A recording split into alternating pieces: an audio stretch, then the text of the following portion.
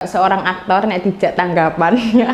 Saya rasa ketika orang lain membuli saya itu menjadi bahan tertawaan bagi orang-orang. Nah itu saya dengan nggak tahu ya, alhamdulillah saya nggak mangkelan dari dulu tuh. Kalau ketika orang berani bully itu berarti mereka saya menilainya mereka sudah merasa dekat dengan saya sampai wani bully, berarti itu nggak ada batasan lagi. Nah itu saya bawa ke dalam pertunjukan. Semakin saya ngelek-ngelek aku itu semakin membuat orang tertawa. Jadi mungkin wah berandal pokok nomakal aku kabeh wong iki tak gedhingi kok. Muayak. Ibu saya tahu bahwa saya nakal, wah saya di rumah dihajar habis-habisan. Wah, padahal mulai sekolah ya saya nak turu kayak gitu kan. Saya adalah dokter. Nggak mungkin ya. Nggak mungkin. Terus gak kuliah gak apa-apa, aku sih teateran. Aktivitas dari kecil lama ya. Lama ya cerita saya ya. Ngene ceritanya sok 3 tahun 10 tahun gak mari ini.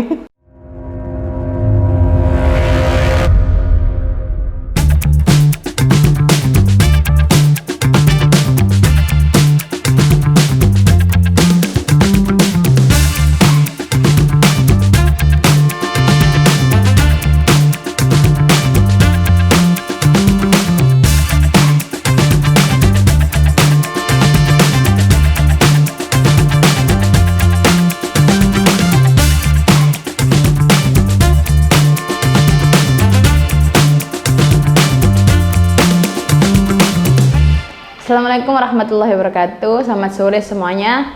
Perkenalkan, nama saya Maya Rosalinda Krisadianti.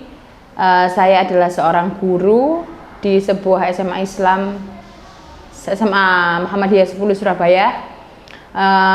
Saya juga seorang aktor nek dijak tanggapan ya. Nek dijak tanggapan ya sekedar guru ya.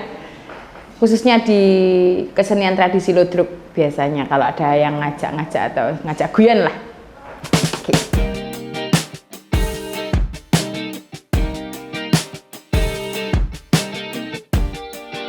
Yang paling saya ingat SD SMP itu wah berandal pokok nomakal aku kabeh wong iki tak gedhingi kok. Muayak. SD itu karena mungkin ibu saya dulu kepala sekolahnya saya sendiri ya, jadi kayak sombong amat. Sombong amat, tapi ibu saya nggak tahu kesombongan saya itu. Saya itu sering, ya Allah, semoga teman saya nanti kalau melihat video ini memaafkan saya ya. Biar niku tak kongkoni nukono jajan, lek gak gelem tak seneni, tak gepuki, terus bukune tak suwek-suwek. Astagfirullahaladzim, semoga kamu memaafkan aku ya teman-teman, wis pada mek papat. Terus adalah itu pengalaman astagfirullah, pokok pengalaman buruk yang belum saya sadari ya. Tapi waktu itu ketika ibu saya tahu bahwa saya nakal, wah saya di rumah dihajar habis-habisan. Mungkin itu hukuman bagi saya ya. Karena hidup ini imbang. Kalau ada nanti senang-senang pasti nanti akan juga ada dampaknya juga. SMP itu saya agak lumayan dewasa sedikit, tapi ndak aktif dalam apapun. SMP saya ndak dulu saya ngapain SMP itu, pokoknya sekolah ya, nggak sekolah ya. Waktu itu SMA, nah SMA ini agak kelihatan sedikit karena ikut teater ya. Ikut teater pun itu juga dipaksa sama teman saya, gara-gara ngancani gabut, ayo kita melok latihan. Wah, padahal mulai sekolah ya saya nak turu kayak gitu kan. Tapi akhirnya nggak turu, akhirnya ikut teater itu tadi. Nah, pertama kali saya ikut teater, ternyata di teater itu sudah dalam proses mau lomba. Nah, akhirnya sedikit banyak harus ikut latihan karena sudah menjadi anggota teater. Harus ikut latihan, ya udah latihan di sanggar. Karena memang basicnya saya suka ngecemes, banyol, dan dia mau begejekan, selengean kalau kata orang-orang dulu, selengean ada gitu, lambene gak tahu nganggur pokok. Akhirnya diikutkanlah saya dalam sebuah naskah itu, tapi nggak ada dialognya, dengan kesadaran apa ya, sak mengone lambe lah, sak mengone mulut ini. Akhirnya jadilah sebuah dialog, jadilah sebuah cerita yang itu sebenarnya di naskah nggak ada. Nah itu pertama kali ikut teater. Lalu saya nggak tahu ya bagaimana perlombaan teater itu, ada juara apa, kategori apa. Ternyata alhamdulillah proses berjalan dengan ya memang proses yang baik atau kita mau bersusah payah nanti pasti hasilnya akan kelihatan. Kalau kita mau susah-susah itu alhamdulillah saya menyadari. Tapi waktu sudah besar dulu ya nggak harus dipaksa latihan itu ngeremeng waya kelompokan waya metu saya latihan ya pokoknya sambat ya uripku iki sampai saiki sik sambat ae kayak ngono. Tapi ya nggak apa-apa, yang penting nggak menyerah, nggak apa-apa sambat, hidup sambat. Yang penting jangan menyerah. Nah akhirnya proses itu membuahkan hasil. Alhamdulillah kelompok kita di SMA 1 Gedek, mana suaranya Gedek Mojokerto ya. Nah itu alhamdulillah dapat juara 2 ya, dapat juara 2 se-Jawa Timur. Dan yang lebih mengejutkan lagi saudara-saudara, ternyata waktu itu saya mendapatkan juara aktris terbaik Jawa Timur. Sombong amat, kaplok sih. Nah, itu peran saya adalah menjadi orang gendeng memang ya. Saya baru menyadari bahwa memang kehebatan saya adalah menjadi orang gendeng. Wong gak ndek utek lho wis talah. Nah dari situ akhirnya saya merasa wah passion saya memang jadi orang gendeng. Berteater ya, mengekspresikan diri di atas panggung sandiwara. Dan yang lebih mencengangkan lagi, teman saya yang memaksa saya itu sudah metel ket biyen wis gak melo. Tinggal saya sendiri waktu itu akhirnya. Tapi juga saya berterima kasih kepada teman saya yang menjerumuskan saya dalam teater ini ya. Karena dari situ saya tahu bahwa saya suka di teater. Saya merasa passion saya di sini. Saya mau bersusah payah, saya mau menderita, tapi saya bahagia. Itulah passion kalau kata Mas Sabrang. Nah, waktu kuliah ya sudah pokoknya kuliah ya apa carane aku kuliah gak ono mikire. Saya nggak mau harapan orang tua ya, memang harapan orang tua selalu yang terbaik. Wah, ketika saya waktu penjurusan ya di SMA kan ada penjurusan, ada IPA sama IPS. Saya sebenarnya nggak suka dua-duanya, IPA sama IPS nggak suka. Itu semuanya mikir, saya nggak suka mikir orangnya.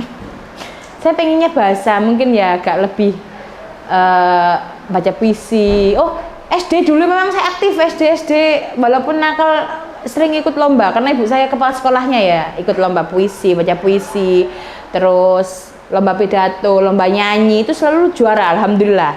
Tapi kalau cerdas cermat, saya langsung lari, nggak mau saya cerdas cermat, nggak apa-apa nggak cerdas, pokoknya saya nggak mau, nggak suka.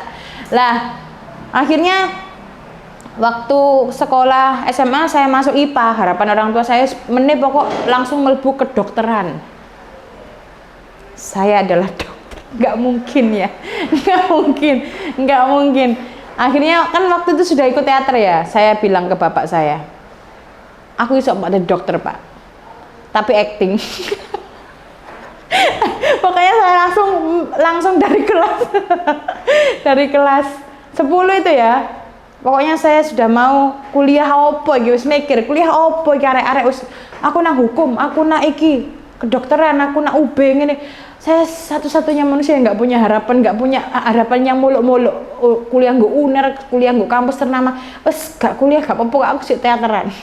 Kuliah nggo ini ternyata di UNESA ada drama ya. Akhirnya wes langsung bulat, wes fix drama. Ya sudah akhirnya kuliah.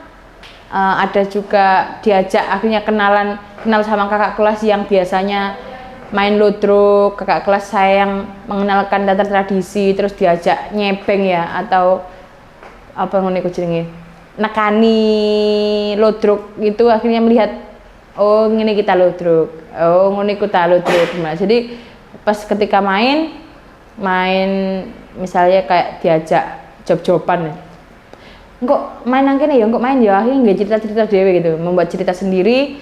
Dari situ saya memang lebih kepada improvisasi ya, nggak ada, lebih suka nggak pakai naskah. Jadi kayak sutradaranya cuma bilang perkata nanti dikembangkan. Ada juga sepelan yang biasanya di kesenian ludruk itu yang lakukan. Jadi dari kuliah kesenian ini pun kuliah drama ini saya memang merasa bahwa lebih mendalami, lebih menyukai ya di teater tradisi ya, khususnya kayak ludruk kayak gitu.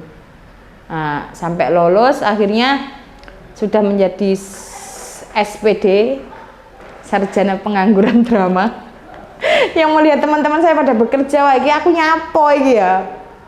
Akhirnya saya nyobalah melamar pekerjaan sebagai guru ya, diguyu lan tinggal turu.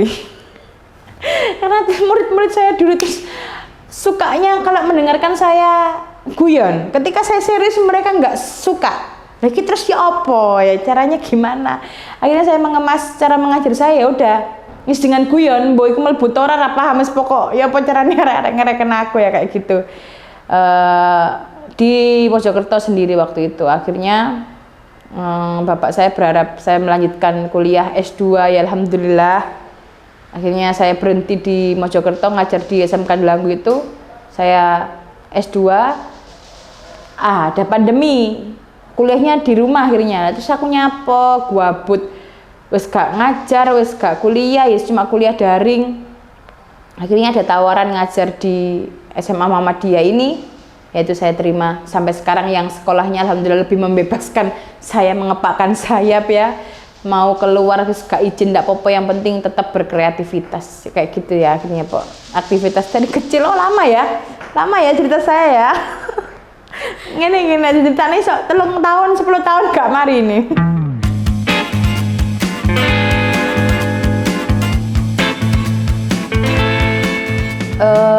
Sebenarnya nggak bulat tradisi lodrok enggak ya, tapi arahnya memang ke sana. Cuma yang lebih membuat saya suka itu saya bisa mengekspresikan diri saya. Jadi kadang kan orang selalu melihat saya itu kan gak tahu sedih, alhamdulillah orang selalu melihat saya itu selalu tertawa bahagia gitu kan.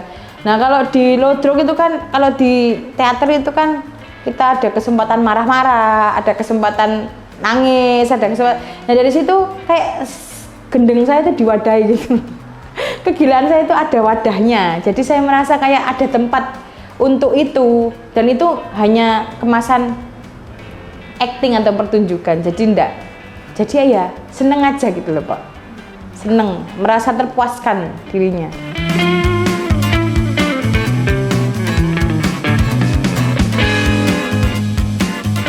Enggak. Justru saya takut dulu itu ya, Mas. Waktu kecil itu kan di acara TV nasional itu kan kalau ada ketopraan, waktu kecil saya ingat sekali sama keluarga nonton TV itu kalau bapak saya nakut-nakuti saya itu selalu channelnya dihidupkan yang dileh nggo iku. Terus saya nangis terus dileh maneh. Terus dileh maneh nangis maneh. Itu karena wajahnya kayak mungkin kayak kalau cerita ketoprak itu kayak warok Suromanggolo gitu, merah-merah. Kayak make upnya orang Madura gitu yang saya selalu takut itu.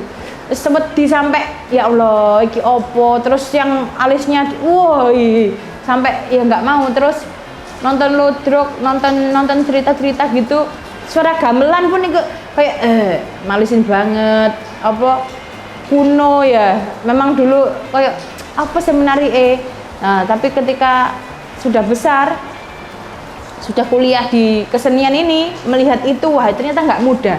Main gamelan itu sulitnya, estetikanya itu banyak sekali ya. Bagaimana semua orang itu yang nggak bisa nada itu, lek wong gamelan asli itu bisa sangat peka. Oh iki nggo pi, iki nggo nada, iki nggo kok iso gitu loh. Bahkan itu alat musik gamelan itu ketika kita mendalaminya itu kayak jauh lebih menarik daripada musik-musik modern ya. Akhirnya saya dulu yang sangat benci, sekarang saya sangat mencintai ya. Kayak gitu sih, kayak asik aja kita akhirnya kalau dengar suara gamelan bunyi itu.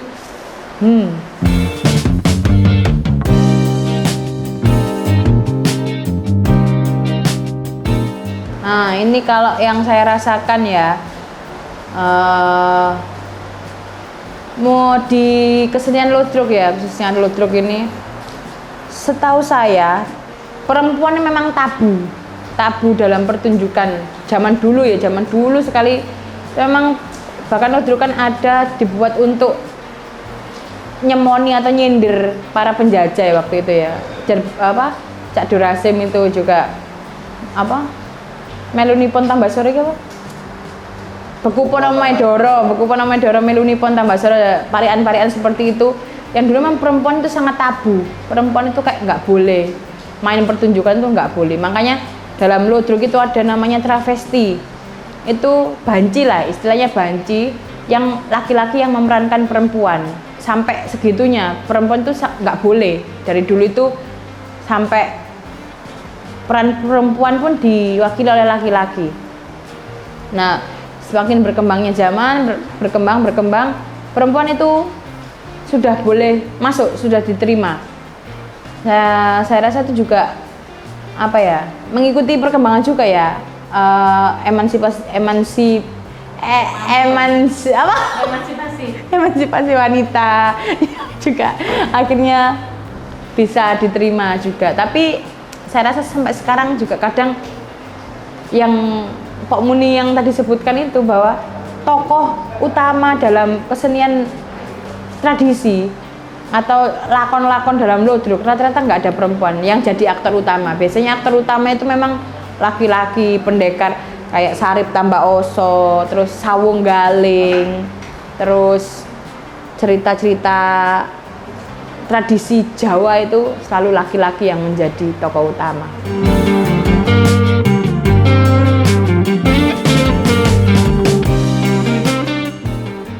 Kalau saya tuh lihatnya itu Rina Nose. Rina Nose itu sangat multitalent sekali ya. Itu artis ya, iya artis juga, seniman juga ya. Rina Nose yang paling nomor satu itu Rina Nose, kedua Soimah, terus Nunung. Udah sih, jadi kayak guyonan-guyonan, celutukan-celutukan yang atau cara-cara dia ngelawak yang kadang di luar nalar saya sebagai seorang perempuan. Wah, ini keren banget kayak gitu.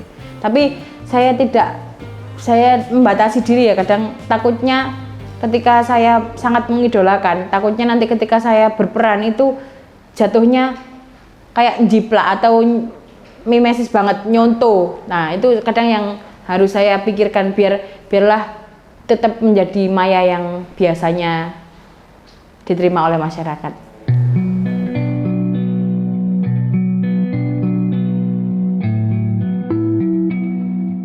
Oh, tentu ada ya.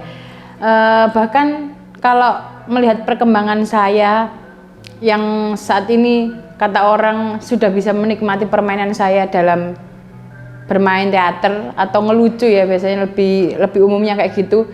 Dulu juga sama ya, kayak belum bisa membawa pertunjukan dengan baik. Terus tapi yang saya dari dulu bisa nangkap itu ketika saya dibully karena memang saya orangnya gemuk ya, dari kecil gemuk. Saya rasa ketika orang lain membuli saya itu menjadi bahan tertawaan bagi orang-orang. Nah, itu saya dengan nggak tahu ya, alhamdulillah saya nggak mangkelan dari dulu tuh. Kalau ketika orang berani bully itu berarti mereka, saya menilainya mereka sudah merasa dekat dengan saya sampai wani bully, berarti itu nggak ada batasan lagi. Nah, itu saya bawa ke dalam pertunjukan. Semakin saya ngelek-ngelek awak aku itu semakin membuat orang tertawa. Jadi mungkin jadi kayak gini ya. Nah, yang saya nggak ambil itu ketika saya ngelek-ngelek lawan. Jadi kayak ya udah biar saya sendiri aja yang. Tapi ketika saya menyentuh, kalau konteks lain ya mesti kalau ada janjian ya nggak masalah. Tapi ketika terlalu menjelok-jelokkan fisik secara serius ya, itu saya nggak mau. Jadi takutnya malah lebih ke apa ya, bullying yang sesungguhnya. Jadi kayak melihat ya udah awakku dewe dhisik. Tapi ketika kita kesepakatan kok kontak anak misalnya make upnya yang sekiranya ku ditonjolkan buat dihina, ya udah itu hinaan. Tapi kalau bener-bener kayak orangnya mohon maaf kayak cebol atau apa, itu yang bener-bener kalau sampai ke ngejelok nih kon cebol itu enggak, saya jadi takut. Tapi kalau sekedar gendut atau apa kan nggak apa-apa ya, itu umum. Tapi kalau sampai kecacatan fisik itu dibuat guyonan, saya rasa itu sangat menyakitkan sekali.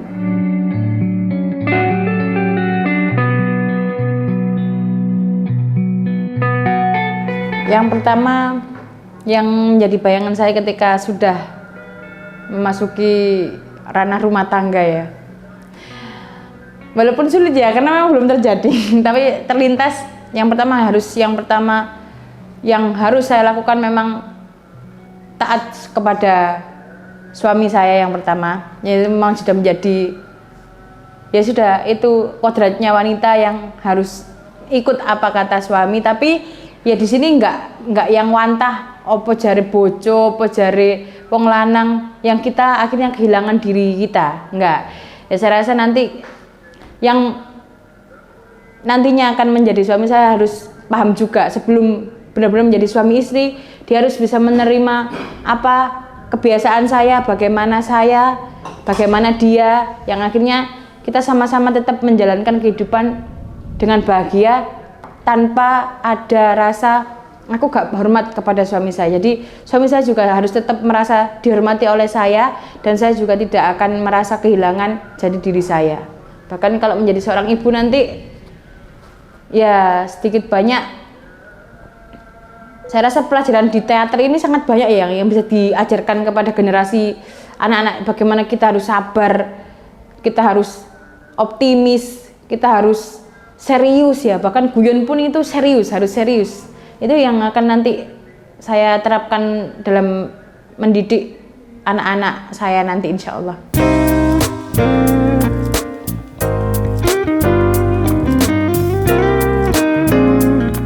Nah ini, kadang saya juga tahu seberjalannya waktu ya sampai detik ini, saya sangat menyadari kekurangan saya dalam kesenian teater ya. Saya rasa memang benar kata Mas Toteng bahwa saya memang selalu menikmati di zona nyaman. Nah dalam seni peran atau teater modern khususnya ya, yang benar-benar ketika kita berakting ya udah kita letakkan diri kita. Tapi saya selalu merasa gagal walaupun bermain ludruk ya. Bermain ludruk ketika sudah masuk lakon itu kita akan menjadi misalnya bojone lurah, bojone sopo. Itu kadang saya masih membawa diri saya, misalnya omongan keseharian saya yang selalu saya katut terbawa dalam pertunjukan. Nah itu kadang saya merasa wah kok aku gak kurang temen ya, saya rasa kurang serius. Tapi kalau ketika teater modern beberapa kali proses dengan Mas Toteng ya, khususnya teater modern, teater Sanggar Lidi ini kan, itu benar-benar memang harus dilawan. Jadi ada proses latihan yang panjang untuk meletakkan kebiasaan ini. Itu juga harus tidak lepas dari peran sutradara yang harus mengevaluasi. Kadang di ludruk ini karena memang biasanya orang-orang itu hamin berapa baru, itu yang saya kadang kurang suka. Nggak ada olah tubuh, nggak ada pemanasan, nggak ada briefing atau apa, yang kadang hamin berapa sepelan titik inti nopo langsung ketika pentas. Nah itu kadang rata-rata yang saya lihat juga orang-orang ludruk pasti akan membawa dirinya ya, memang kebiasaan mereka ya seperti itu yang akan dibawa. Tapi kalau proses teater, saya rasa proses teater tuh nggak ada yang singkat ya. Kalau terlalu mepet itu nggak akan jadi ya saya rasa. Jadi ada proses observasi yang itu memang harus dialami oleh aktor.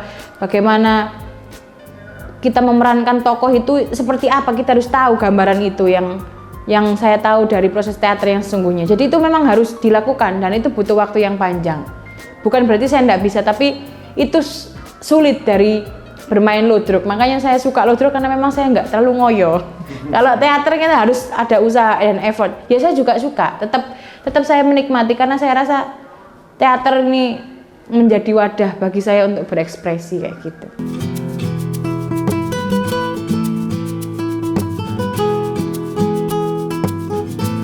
Saya rasa teater modern atau teater tradisi, laki-laki atau perempuan itu tidak ada batasan atau apapun ya.